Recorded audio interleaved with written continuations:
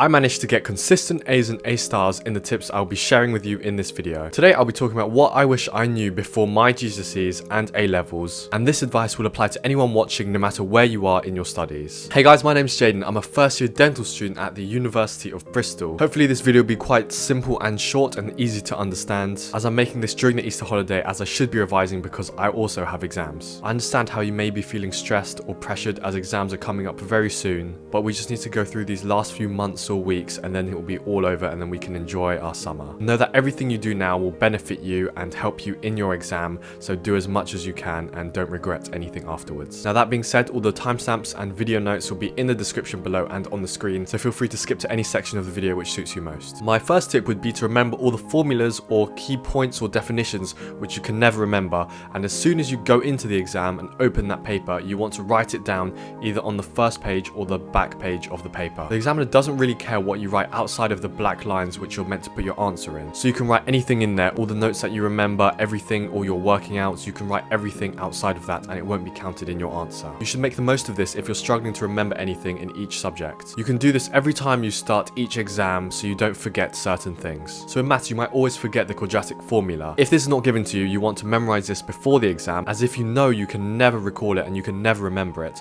As soon as you start that paper, you want to either write on that front blank page or that back blank page the quadratic formula, which would be x equals minus b plus minus square root of 4ac over 2a. And then you don't know if you'll get a question on this, but if you do, you can always flip to the back quickly and see it instantly. In this way, you never have to worry about remembering the quadratic formula for the rest of the exam, as you'll always have it written down. And this is a really good tip, as you can do anything with this. You can write key definitions, you can write all sorts of formulas for any subject, you can even write quotes for English or whatever you're doing. So just adapt it to what you like and what you want to do. There's so many useful things you can do with this trick, so definitely try to make the most of it. My second point would be to learn the format of each exam inside out. You should know if your exam has multiple parts, what's being tested in each part, and how much time to spend in each section. You want to memorize the exam completely so you don't want to be surprised when you do open that exam paper. This will have an effect where you feel more comfortable during the exam, as you feel like you've seen this stuff before, as you would have. This will boost your confidence and increase your comfortability in answering those questions, which will helpfully increase your marks you get. Nothing should surprise you at the moment when you open that exam paper. You should be able to tell me whether you have 20 multiple choice questions starting the exam, or whether you have 2 25-mark essays at the end of it. It is so useful mentally planning the paper and how you will tackle those questions. And starting off with the right mental attitude is really key to this. So definitely try to put in the effort to learn the formats of your exams. My third point is to create a realistic timetable during your exam period.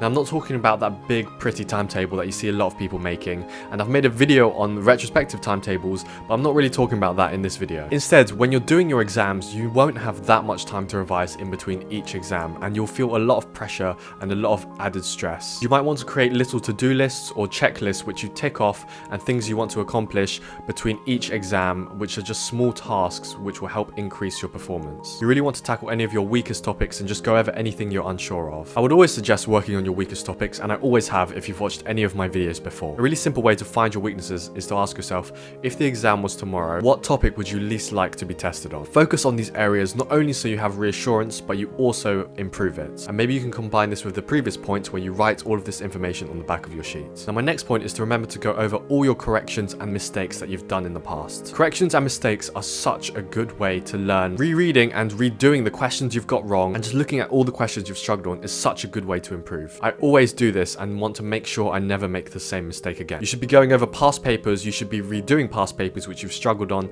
and you should be making these summary sheets that I've shown you before. All of this testing yourself and looking at your corrections strengthens your active recall and helps your memory strengthen that connection where you're learning and you're understanding and then you're applying all your knowledge that you've learned. If you're still doing past paper questions, that's great. You should be writing down all the corrections and you should be creating a little summary sheet where you write down all the points you always get wrong, so you should never get it wrong in the future. It's so simple but effective, and it really works for me. You'll begin to find recurring patterns and themes which you can apply to your exam paper. You want to be looking at the mark scheme and learning the mark scheme answers answer and just trying to adapt to the keywords it uses. You can also write things you find hard to learn on this summary sheet, for examples, formulas, quotes, or anything you want to remember. And just rereading and doing this before your exam comes up is a really good way to revise and keep it in your short-term memory. But you just really need to be careful and be very specific on what you write, as you cannot remember loads of things. So try to keep the sheet as summarized and condensed as possible and only keep it to the bare minimum. My next point is to be really mindful and to take care of yourself. Especially during this exam period where you're always stressed and tired,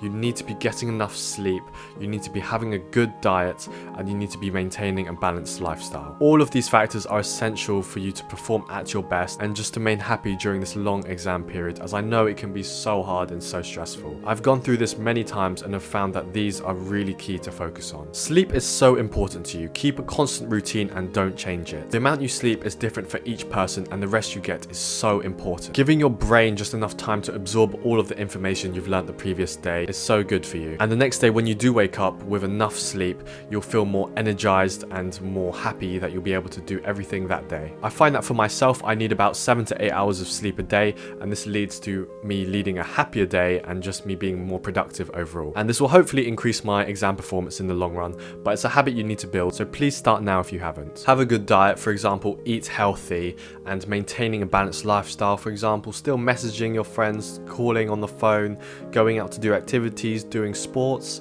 hobbies you enjoy, taking breaks. There are so many things you can do to keep a balanced lifestyle, so just please do everything you still enjoy, but try to balance this with revision. You never want to weigh something higher than the other, and it's always good to keep a balance of everything. You don't want to neglect anything just because you have exams and just because you have pressure. That's actually the most important time where you need to really focus on doing the things you enjoy. And this point we'll be talking about exam pressure and stress, as I know a lot of my subscribers often feel anxious and nervous during this exam period. I saw a really good piece of advice which was to help combat this nervousness, and it's to write a list of everything which you find nervous or anxious about and everything that you're worrying about. Write it down all on a piece of paper and then separate this into 2 columns, things you can control and things you can't control. Work out which things you can change and work out which things you can't.